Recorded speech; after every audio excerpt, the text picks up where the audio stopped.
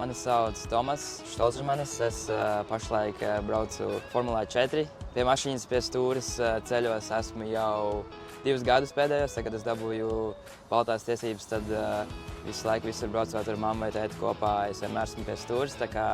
Tagad ir tas brīdis pienācis, 18 gadi, un beidzot var likt tiesības. Kas ir tās galvenās atšķirības braucot ar formulu un braucot mierīgi ar parastu auto pa ceļu? Noteikti ātrums jāievēro. Nevar arī lidot visur formulās trasē. Tu centies braukt pēc iespējas ātrāk, bet te ar visiem cilvēkiem kopā ir jāievēro tas ātrums, kā arī visas zīmes, kur jāapstājās, kur var griezties, kur nevar griezties. Formulas trasē mums arī nav nekur nekādas zīmes, kā tikai tur 50 metru zīme pirms līkuma, un tur sāc bremzēt, bet te ir jāievēro patiešām ļoti daudz zīmes, ko var bieži palaist garām. Gribēju jau nolikt savā dzimšanas dienā, kas bija dažas dienas atpakaļ, bet nesanāca tik ātri, jo neesmu tik bieži Latvijā, un tās braukšanas ir jāiemācās. Nevar sagaidīt, kad varēšu beidzot nolikt tiesības.